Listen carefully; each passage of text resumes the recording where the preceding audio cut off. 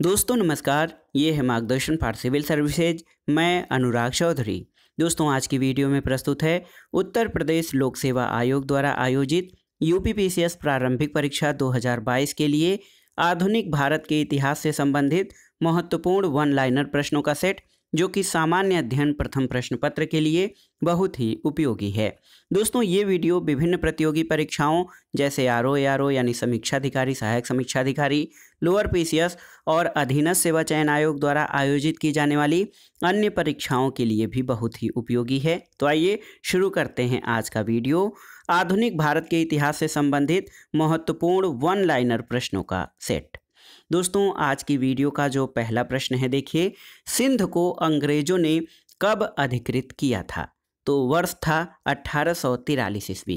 दोस्तों 1843 में सिंध को अंग्रेजों ने अपने अधिकार क्षेत्र में लिया था।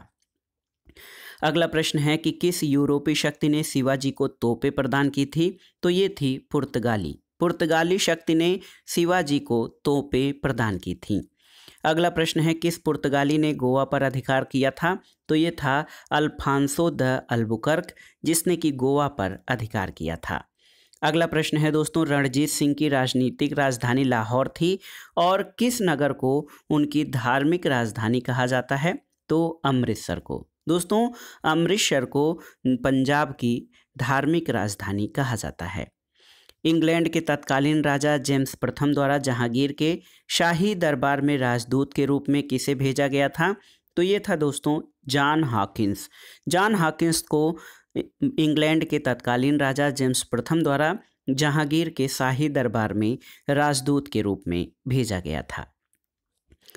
अगला प्रश्न है कि ईस्ट इंडिया कंपनी का अंतिम गवर्नर जनरल और क्राउन के अधीन पहला वायसराय कौन था? तो ये था लॉर्ड कैनिंग। और आप जानते हैं 1857 के प्रथम स्वतंत्रता संग्राम के बाद 1858 में एक अधिनियम पारित किया गया था, जिसके अंतर्गत भारत का शासन जो था वो ब्रिटिश ईस्ट इंडिया कंपनी के हाथों से लेकर क्राउन के हाथ में चला गया था। और जो गवर्नर जनरल होता था उसको जो है दोस्तों वायसराय का नाम दे दिया गया। और अंतिम गवर्नर जनरल और क्राउन के अधीन पहला वायसराय लॉर्ड कैनिंग था। अगला प्रश्न है भारत के लिए समुद्री मार्ग की खोज का श्रेय किसे दिया जाता है? तो पुर्तगालियों को। और एक प्रश्न बहुत ही महत्वपूर्ण है, जब ईस्ट इंडिया कंपनी का गठन हुआ। ईस्ट इंडिया कंपनी का गठन दोस्तों 31 दिसंबर सन 1600 ईस्वी को हुआ था। तो उस समय भारत का मुगल बादशाह कौन था? तो याद रखिएगा अकबर था दोस्तों ईस्ट इंडिया कंपनी के गठन के समय भारत का बादशाह। अगला प्रश्न है भारत में पुर्तगालियों का पहला गवर्नर कौन था? तो ये था अल्मीडा। और 1857 का गदर असफल रहा, इसके पीछे कौन से कारण उत्तरदायी थे? तो दोस्तों 1857 के गदर के पीछे न तो कोई राष्ट्रीय भावना थी और न ही कोई राष्ट्रीय नेता थी। एक तरह से ये नेतृत्व के अभाव में भी असफल रहा था। अगला प्रश्न है दोस्तों, सन 1857 के विद्रोह का नेतृत्व लखनऊ में किसने किया था? तो बेगम हजरत महल ने। मंगल पांडे ने 1857 के विद्रोह की पहली गोली कहाँ चलाई थी? तो बैरकपुर की छावनी में। और अगला प्रश्न है दोस्तों, 19वीं शताब्दी के मध्य कूका आंदोलन कहाँ पर हुआ था? तो ये पंजाब में हुआ था कूका आंदोलन। अगला प्रश्न है दोस्तों, ब्रिटिश इंडिगो यानी नील बागान मालिकों के अत्याचारों का वर्णन करने वाला प्रसिद्ध नाटक नील दर्पण किसने लिखा? तो नील दर्पण के लेखक दोस्तों दीनबंधु मित्र थे। अगला प्रश्न है किसने अंग्रेजों के विरुद्ध वर्ष 1857 के संघर्ष में भाग नहीं लिया था? तो देखिए यहाँ पे कुछ ऑप्शंस दिए गए होंगे, उसमें टीपू सुल्तान का भी ऑप्शन था। तो 1857 के संघर्ष में टीपू सुल्तान नहीं था, क्योंकि वो उसके पहले ही उसका अंत हो गया था। ब्रह्म समाज के संस्थापक कौन थे? राजा राम मोहन राय। और सर्वेंट ऑफ इंडिया सोसाइटी के संस्थापक कौन थे? तो ये थे Gopal Krishna Gokhale. Royal Asiatic society के संस्थापक कौन थे? तो सत्येंद्र नाथ टैगोर द्वारा दोस्तों रॉयल एशियाटिक सोसाइटी की स्थापना की गई थी। अगला प्रश्न है अलीगढ़ में मोहम्मडन एंग्लो ओरिएंटल महाविद्यालय किसने स्थापित किया था? Sir Syed Ahmed Khan Mohammedan Anglo Oriental महाविद्यालय के संस्थापक थे। अगला प्रश्न है दोस्तों, कब और किस महाराज्यपाल यानी गवर्नर जनरल ने भारत में अंग्रेजी को शिक्षा का माध्यम बनाने का निर्णय लिया था? तो 1835 में लॉर्ड विलियम बेंटिक ने। अगला प्रश्न है, भारत में प्रकाशित होने वाले पहले समाचार पत्र का नाम क्या था? तो ये था the Bengal Gazette. James Augustus Hicky दोस्तों इसके संपादक थे। अगला प्रश्न है, लॉर्ड मैकाले किस लिए विख्यात थे? तो ये शिक्षा कार्यवृत्ति की रचना के लिए लॉर्ड मैकाले विख्यात रहे।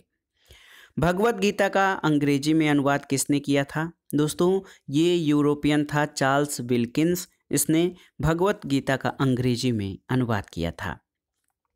अगला प्रश्न है दोस्तों, मुख्य रूप से किसके प्रयासों से सती प्रथा का उन्मूलन हुआ? तो राजा राम मोहन राय के प्रयासों से। और एक समाचार पत्र है नवजीवन समाचार पत्र, इसका संपादन किसने किया था? तो दोस्तों महात्मा गांधी ने नवजीवन समाचार पत्र का संपादन किया था। अगला प्रश्न है, कलकत्ता विश्वविद्यालय किस शैक्षणिक रिपोर्ट के माध्यम से अस्तित्व में आया था? तो ये वुड के डिस्पैच के माध्यम से कलकत्ता विश्वविद्यालय अस्तित्व में आया था। अगला प्रश्न है दोस्तों, 19वीं शताब्दी में सबसे पहले शुरू किया जाने वाला सुधार आंदोलन कौन था? तो ये था ब्रह्म समाज, जो कि राजा राम मोहन राय द्वारा 1828 में प्रारंभ किया गया था। अगला प्रश्न है दोस्तों, पश्चिमी भारत के किस धार्मिक सुधारक को लोक हितवादी कहा जाता है? तो गोपाल हरि देशमुख को, और ये महाराष्ट्र के रहने वाले थे। इनको लोक हितवादी उपनाम से जाना जाता है। भारतीय पुनर्जागरण का जनक किसे कहा जाता है? तो राजा राम मोहन राय को। और अगला है, भारतीय सिविल सेवा में क्वालिफाई करने वाले प्रथम भारतीय कौन थे? तो दोस्तों सत्येंद्र नाथ टैगोर ICS परीक्षा में क्वालिफाई करने वाले पहले भारतीय थे। प्रार्थना समाज का संस्थापक कौन था? आत्माराम पांडुरंग। और सत्यशोधक समाज किससे संबंधित है? तो दोस्तों सत्यशोधक समाज की स्थापना ज्योतिबा फुले द्वारा की गई थी। आइए देखते हैं शिक्षा पर विभिन्न कमीशन और अधिनियम। हंटर कमीशन 1882 में अस्तित्व में आया। वर्धा प्लान 1937 का है। यूनिवर्सिटी एक्ट यानी विश्वविद्यालय अधिनियम 1904 और राधाकृष्णन कमीशन 1948 में गठित हुआ था। अगला प्रश्न है दोस्तों, श्रीरंगपट्टनम की संधि टीपू सुल्तान और किसके बीच हुई थी? तो श्रीरंगपट्टनम की संधि टीपू सुल्तान और लॉर्ड कॉर्नवालिस के बीच हुई थी। राज्य आहरण नीति को किसने लागू किया था? तो दोस्तों व्यपगत का सिद्धांत यानी doctrine of lapse Lord Dalhousie द्वारा लागू किया गया था। लॉर्ड रिपन किस कारण अधिक जाना जाता है? तो स्थानीय स्वशासन को प्रारंभ करने के लिए लॉर्ड रिपन की सर्वाधिक ख्याति है। और दोस्तों बंगाल का अस्थायी मालगुजारी बंदोबस्त किसके द्वारा शुरू किया गया था? तो लॉर्ड कॉर्नवालिस के द्वारा। किस वायसराय के शासनकाल में पहला कारखाना अधिनियम पारित किया गया? तो लॉर्ड रिपन के शासनकाल में। और दोस्तों भारत में स्थानीय स्वशासन का अग्रदूत लॉर्ड रिपन को कहा जाता है। किसने बंगाल में सरकार की द्वैध प्रणाली प्रारंभ की थी? तो वारेन हेस्टिंग्स ने। और दोस्तों राजधानी कलकत्ता से दिल्ली स्थानांतरण किसके शासनकाल में हुआ था? लॉर्ड हार्डिंग द्वितीय के शासनकाल में। भारत में ईस्ट इंडिया कंपनी का पहला गवर्नर जनरल कौन था? तो ये था लॉर्ड वारेन हेस्टिंग्स। देखिए भारत में डाक व्यवस्था शुरू करने वाला ब्रिटिश गवर्नर जनरल कौन था? तो दोस्तों लॉर्ड डलहौजी। और किस गवर्नर जनरल के द्वारा सती प्रथा पर रोक लगाई गई? तो लॉर्ड विलियम बेंटिक के द्वारा दोस्तों सती प्रथा पर रोक लगाई गई थी। भारत का प्रथम वायसराय कौन था? तो दोस्तों भारत का अंतिम गवर्नर जनरल और प्रथम वायसराय लॉर्ड कैनिंग था। अगला प्रश्न है, राजधानी का कलकत्ता से दिल्ली स्थानांतरण किसके शासनकाल में हुआ? तो ये हुआ था लॉर्ड हार्डिंग द्वितीय के शासनकाल में। बंगाल में अस्थाई या इस्तमरारी बंदोबस्त जिसको परमानेंट सेटलमेंट कहा जाता है, इसको किसने लागू किया था? तो याद रखिएगा लॉर्ड कॉर्नवालिस के द्वारा। और दोस्तों ब्रिटिश का वह गवर्नर जनरल कौन था जिसने भारत में डाक टिकट शुरू किया? तो लॉर्ड डलहौजी के समय में। भारतीय विश्वविद्यालयों की स्थापना सबसे पहले किसके शासनकाल में हुई थी? लॉर्ड कैनिंग के शासनकाल में। और किस गवर्नर जनरल के काल में पंजाब को ब्रिटिश साम्राज्य में मिलाया गया था? लॉर्ड डलहौजी के समय में। दोस्तों देखिए वह गवर्नर जनरल कौन था जो मैसूर के तीसरे युद्ध में टीपू सुल्तान के विरुद्ध लड़ा था? तो ये था लॉर्ड कॉर्नवालिस। और किस गवर्नर ने भारत में पहली बार सिविल सेवा की शुरुआत की थी? लॉर्ड डलहौजी ने। इंग्लैंड के हाउस ऑफ कॉमन्स द्वारा भारत के किस गवर्नर जनरल पर महाभियोग चलाया गया था? तो दोस्तों ये था वारेन हेस्टिंग्स, जिस पर इंग्लैंड के हाउस ऑफ कॉमन्स द्वारा महाभियोग चलाया गया था। आधुनिक भारत में स्थानीय स्वशासन का अगुवा सामान्यतः किसे माना जाता है? तो लॉर्ड रिपन को। किस गवर्नर जनरल ने भारतीय स्मारकों के संरक्षण में रुचि दिखाई थी? लॉर्ड कर्जन ने। और देखिए किस गवर्नर जनरल का नाम राज्य हड़प नीति या डॉक्ट्रिन ऑफ लैप्स के साथ जुड़ा हुआ है? तो ये लॉर्ड डलहौजी था। दोस्तों भारत में स्थानीय स्वशासन का जनक आप जानते हैं लॉर्ड रिपन था, और जिस समय दिल्ली ब्रिटिश भारत की राजधानी बनी उस समय वायसराय लॉर्ड हार्डिंग था। और एक प्रश्न ये आता है कि कौन सा वायसराय अपनी अंडमान यात्रा के दौरान एक दोषी यानी एक कैदी के द्वारा मार दिया गया था? तो लॉर्ड मेयो। आज़ाद हिंद फौज यानी भारतीय राष्ट्रीय सेना किसने संगठित की थी? सुभाष चंद्र बोस ने। बारदोली सत्याग्रह का नेतृत्व किसने किया था? तो दोस्तों सरदार वल्लभ भाई पटेल ने बारदोली सत्याग्रह का नेतृत्व किया था। और कांग्रेस का अधिवेशन कहाँ पर हुआ था जिसमें उसके उद्देश्य के रूप में भारत के लिए पूर्ण स्वराज प्राप्त करने का प्रस्ताव स्वीकार किया गया था?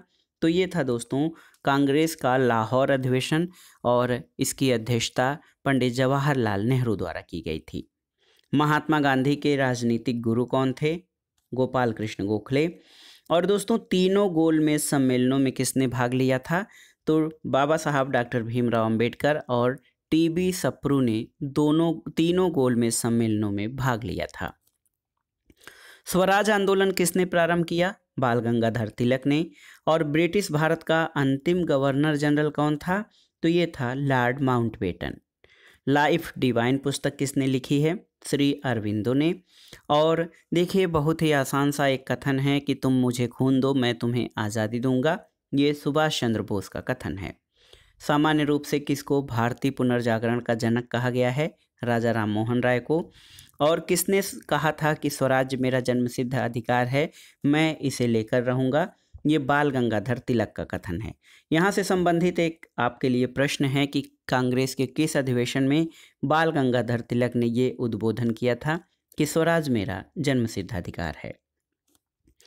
दांडी यात्रा मुख्यतः किसके विरुद्ध शुरू किया गया था? तो ये नमक कर के विरुद्ध शुरू किया गया था। और भारतीय राष्ट्रीय कांग्रेस का पहला अधिवेशन कहाँ हुआ? दोस्तों ये बम्बई के गोकुल तेजपाल संस्कृत महाविद्यालय में आयोजित किया गया था भारतीय राष्ट्रीय कांग्रेस का पहला अधिवेशन। कौन सा वर्ग भारतीय राष्ट्रीय आंदोलन से प्रायः अलग रहा और इसमें सबसे कम भाग लिया? तो रियासतों के राजे रजवाड़े ने भारतीय राष्ट्रीय आंदोलन में सबसे कम भाग लिया। सन 1905 में बंगाल विभाजन किसने करवाया था? तो लॉर्ड कर्जन ने। और स्वराज पार्टी स्थापित करने वाले नेता कौन थे? दोस्तों चित्तरंजन दास और मोतीलाल नेहरू स्वराज पार्टी की स्थापना करने वाले नेता थे। किसने कहा था कि स्वराज मेरा जन्मसिद्ध अधिकार है? तो आप जानते हैं लोकमान्य बाल गंगाधर तिलक ने। अगला प्रश्न है दोस्तों भारतीय परिषद अधिनियम 1909 का सर्वग्राह्य नाम क्या है? तो इसको मार्ले मिंटो सुधार भी कहा जाता है। आज़ाद हिंद फौज ने द्वितीय विश्व युद्ध में किसके विरुद्ध युद्ध किया था? तो ग्रेट ब्रिटेन के विरुद्ध। और दोस्तों काकोरी जो एक्शन है, काकोरी ट्रेन एक्शन, जिसको पहले काकोरी डकैती कहा जाता था, इसको नाम बदलकर काकोरी ट्रेन एक्शन किया है। इस घटना के नायक कौन थे? तो ये थे राम प्रसाद बिस्मिल। अगला प्रश्न है भारत में गरम दली आंदोलन का पिता किसको कहा जाता है?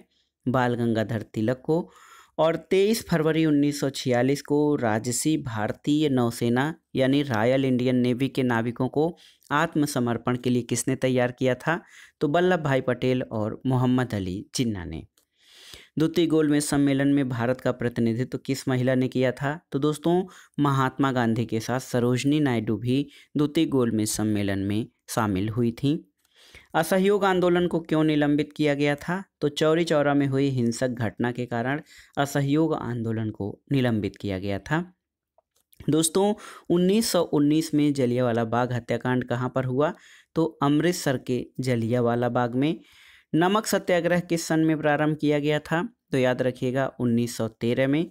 और 1947 के बाद किस राज्य को भारत संघ के साथ बलपूर्वक मिलाया गया था? तो ये हैदराबाद की रियासत थी दोस्तों, जिसको भारत संघ के साथ बलपूर्वक मिलाया गया था। मुख्यतः किस कृत्य के कारण भगत सिंह और उसके मित्र राजगुरु और सुखदेव को 23 मार्च 1931 को फांसी दी गई थी? तो ये था लाहौर षड्यंत्र घटना। और देश की पूजा ही राम की पूजा है, ये किसने कहा था? याद रखिएगा, ये महत्वपूर्ण प्रश्न है। देश की पूजा ही राम की पूजा है, ये मदन लाल धिंगरा का कथन है। 1940 से 46 के दौरान कांग्रेस के अध्यक्ष कौन थे? तो ये डॉक्टर राजेंद्र प्रसाद। और दोस्तों देखिए, निष्क्रिय प्रतिरोध सिद्धांत का प्रथम प्रवर्तक कौन था? गोपाल कृष्ण गोखले। दांडी अभियान का प्रारंभ किसके द्वारा किया गया था? तो 12 मार्च 1930 को दांडी यात्रा नमक कर के विरोध में दोस्तों महात्मा गांधी द्वारा शुरू किया गया था। अगला प्रश्न है, तिरंगे को राष्ट्र ध्वज के रूप में कब स्वीकार किया गया? तो लाहौर कांग्रेस अधिवेशन में तिरंगे को राष्ट्र ध्वज के रूप में स्वीकार किया गया था। अगला प्रश्न है दोस्तों, 1916 में कांग्रेस और मुस्लिम लीग का संयुक्त अधिवेशन कहाँ पर हुआ था? तो ये लखनऊ में आयोजित किया गया था। और 1920 में अखिल भारतीय दलित वर्ग महासभा की स्थापना किसने की? तो डॉक्टर भीमराव अंबेडकर ने दोस्तों 1920 में अखिल भारतीय दलित वर्ग महासंघ की स्थापना की थी। स्वशासन आंदोलन या होम रूल लीग या होम रूल जो आंदोलन था, उसके प्रवर्तक कौन थे? Shrimati Annie Besant. Gandhi Irwin समझौता कब हुआ था? तो दोस्तों ये 1931 में हुआ था। दिल्ली चलो का नारा किसने दिया? सुभाष चंद्र बोस ने। दोस्तों महात्मा गांधी ने अपनी सत्याग्रह की क्रियाविधि सबसे पहले कहाँ प्रस्तुत की थी? तो ये दक्षिण अफ्रीका में। लाइफ डिवाइन पुस्तक के लेखक कौन है? श्री अरविंद, या जिसको अरविंद घोष भी कहा जाता है, लाइफ डिवाइन पुस्तक के लेखक हैं। किस कांग्रेसी नेता को महान वृद्ध पुरुष यानी grand old man of India कहा जाता है? दोस्तों दादा भाई नौरोजी को। और ये उदारवादी कांग्रेसी थे। अगला प्रश्न है, 1932 में सांप्रदायिक अवार्ड द्वारा किसे पृथक प्रतिनिधित्व प्रदान किया गया? तो हरिजनों को। इंकलाब जिंदाबाद का नारा किसने लगाया था? भगत सिंह ने। और भारतीय राष्ट्रीय कांग्रेस के बेलगांव अधिवेशन 1924 ईस्वी की अध्यक्षता किसने की थी? तो दोस्तों महात्मा गांधी ने एकमात्र कांग्रेस अधिवेशन की अध्यक्षता की थी 1924 में, बेलगांव कांग्रेस अधिवेशन। अगला प्रश्न है, किसने देशी रियासतों को भारतीय संघ का अंग बनाने में सबसे महत्वपूर्ण भूमिका निभाई थी? तो ये थे सरदार पटेल और बीपी मेनन। भारतीय राष्ट्रीय कांग्रेस की सबसे पहली महिला अध्यक्ष कौन बनी थी?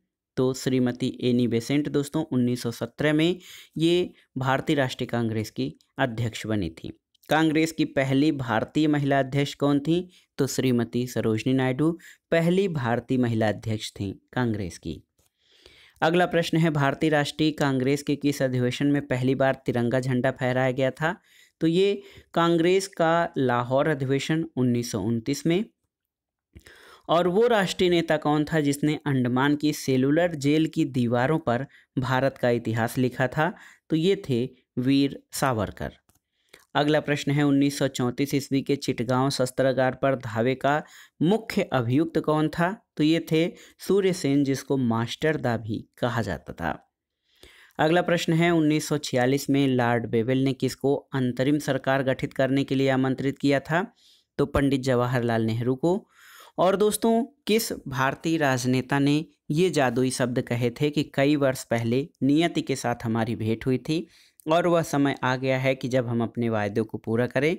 तो ये दोस्तों 15 अगस्त की रात्रि में जवाहरलाल नेहरू ने देश के नाम संबोधन में ये शब्द कहे थे। गांधी जी का प्रसिद्ध गीत वैष्णव जन तो तेने कहिए किसने रचा था? तो ये नरसिंह मेहता की रचना है दोस्तों। वैष्णव जन तो तेने कहिए, पीर पर आई जाने रे। करो या मरो यानी डू और डाई का नारा किसने दिया था? गांधी जी ने। और दोस्तों भारत सरकार अधिनियम 1919 को किस नाम से जाना जाता है? तो ये मॉन्टेग्यू चेम्सफोर्ड सुधार के नाम से भी जाना जाता है। भारतीय राष्ट्रीय कांग्रेस का जनक कौन है? ए ओ ह्यूम। दोस्तों ये ब्रिटिश सिविल सेवा के रिटायर्ड अधिकारी थे, एलन ऑक्टेवियन ह्यूम। इन्होंने भारतीय राष्ट्रीय कांग्रेस की स्थापना की थी। अगला प्रश्न है, 1916 में कलकत्ता में होम रूल लीग की स्थापना किसने की? तो लोकमान्य तिलक ने। सारे जहां से अच्छा राष्ट्रभक्ति गीत किसने लिखा था? मोहम्मद इकबाल, प्रसिद्ध पाकिस्तानी शायर मोहम्मद इकबाल ने दोस्तों सारे जहां से अच्छा हिंदुस्तान हमारा गीत लिखा था। मुस्लिम लीग की स्थापना किस वर्ष हुई? तो 1906 में मुस्लिम लीग की स्थापना हुई थी।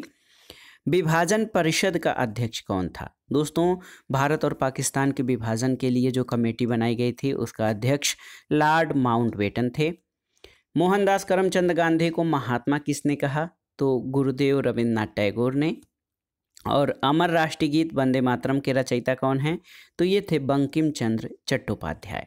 हिंद स्वराज की रचना किसने की थी? दोस्तों महात्मा गांधी की रचना है हिंद स्वराज।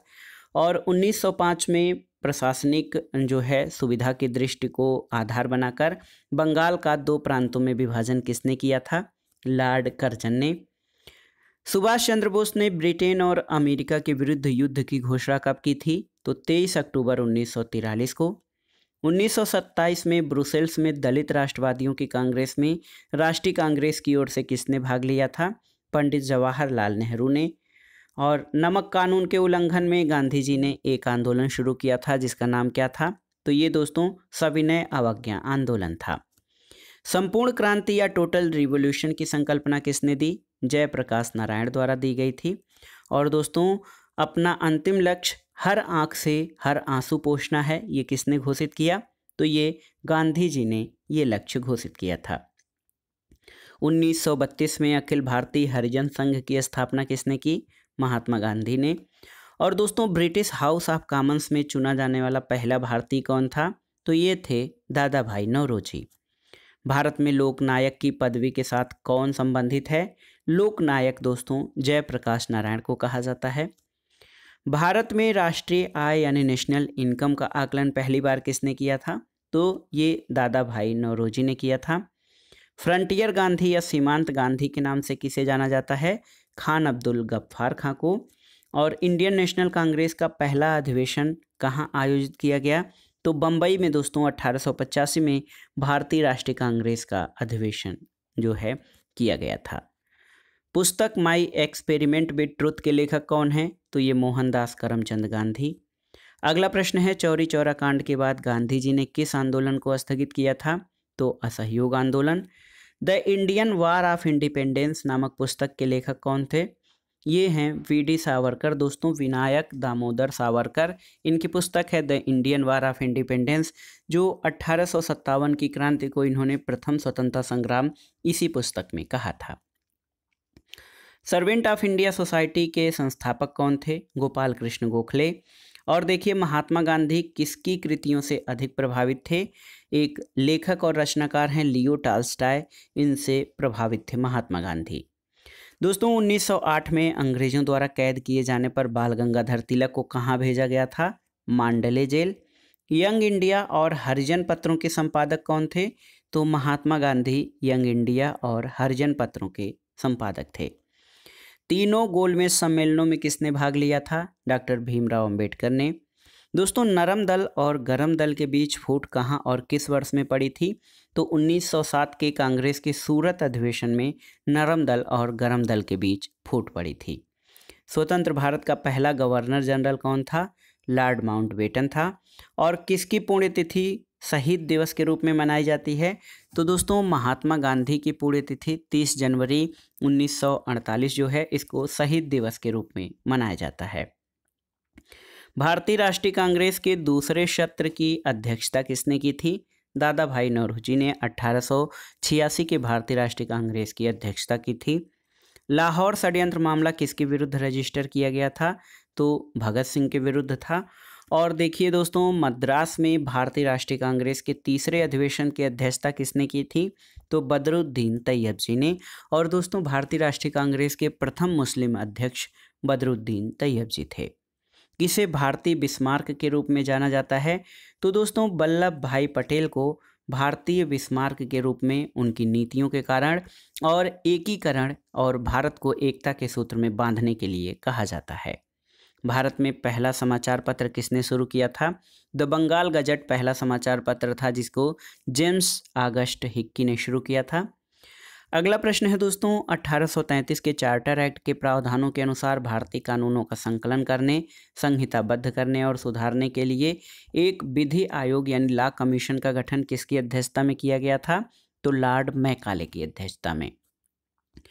नए भारत का पैगंबर किसे कहा जाता है? राजा राम मोहन राय को नए भारत का पैगंबर कहा जाता है। अगला प्रश्न है दोस्तों, रविन्द्रनाथ ठाकुर ने प्रसिद्ध गीत आमार सोनार बंगला की रचना कब की थी? तो बंगाल विभाजन के समय। कौन मध्यम मार्गी नहीं थे? तो दोस्तों बाल गंगाधर तिलक मध्यम मार्गी नहीं बल्कि अतिवादी थे। गांधी जी के दांडी मार्च का संबंध किससे है? सविनय अवज्ञा आंदोलन से है। और वल्लभ भाई पटेल को सरदार की उपाधि किसने दी थी? दोस्तों बारदोली की महिलाओं ने उनके कुशल नेतृत्व के कारण सरदार की उपाधि दी थी। गांधी अर्धनग्न फकीर है, ये किसने बात कही थी? तो विंस्टन चर्चिल का कथन है दोस्तों।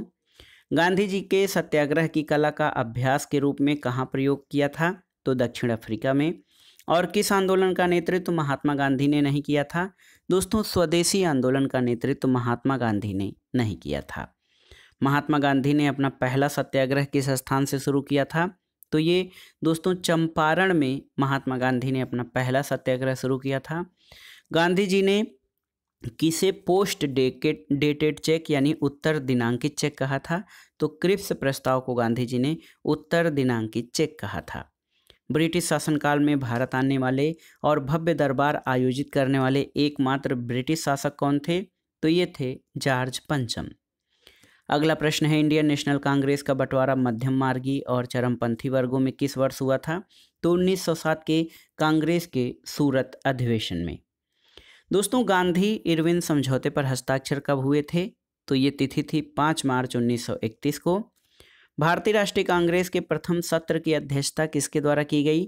WC बनर्जी यानी व्योमेश चंद्र बनर्जी ने दोस्तों भारतीय राष्ट्रीय कांग्रेस के प्रथम सत्र की अध्यक्षता की थी। किस वर्ष गांधी जी द्वारा भारत छोड़ो का नारा दिया गया? तो 1942 में।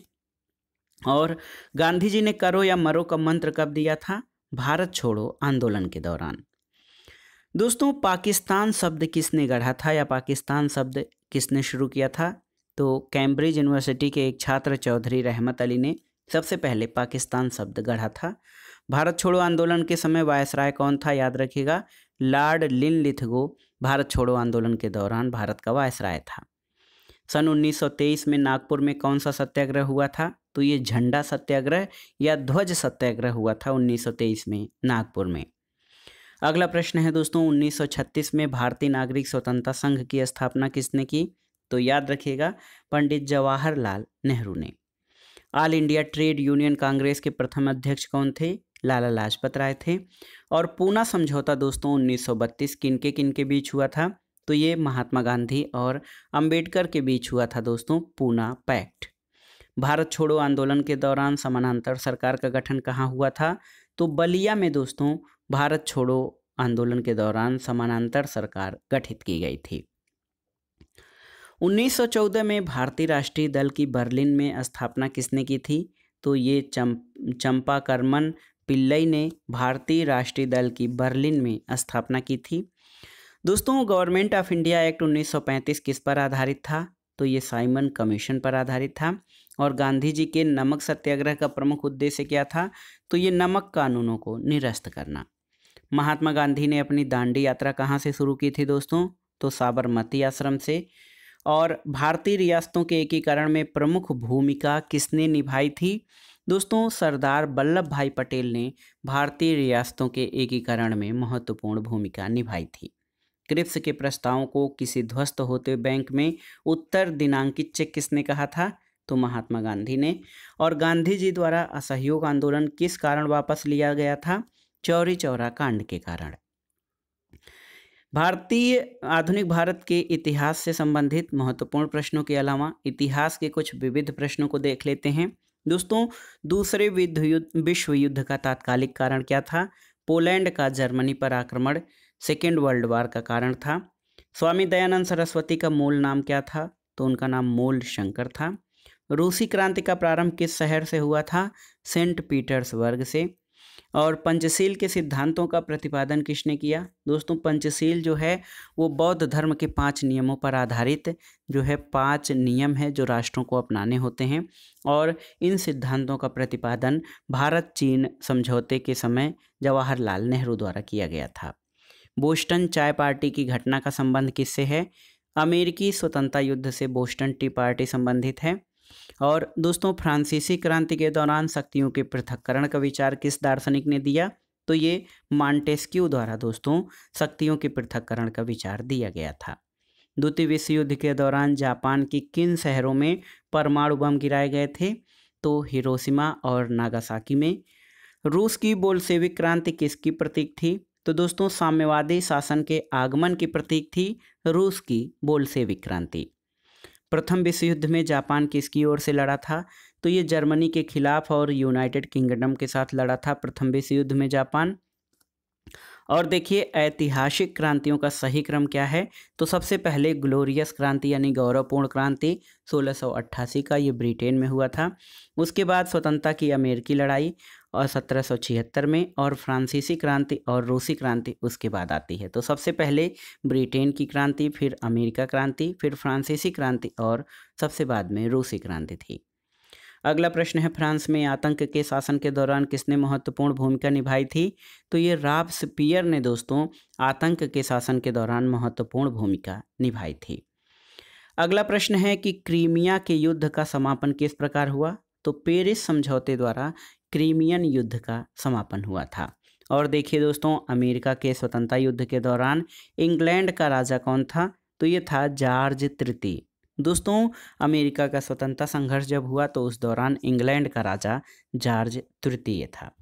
तो दोस्तों ये था आज का वीडियो, आधुनिक भारत के इतिहास और विश्व इतिहास से संबंधित महत्वपूर्ण वन लाइनर प्रश्नों का संग्रह, जो आपके आगामी परीक्षाओं के लिए रिवीजन और तैयारी के लिए दोनों के लिए ही बहुत ही महत्वपूर्ण होगा। वीडियो आपको कैसा लगा हमें कमेंट बॉक्स में ज़रूर बताइएगा। वीडियो को लाइक करें, शेयर करें और इस चैनल मार्गदर्शन फॉर सिविल सर्विसेज को सब्सक्राइब करें। वीडियो देखने के लिए धन्यवाद दोस्तों, नमस्कार।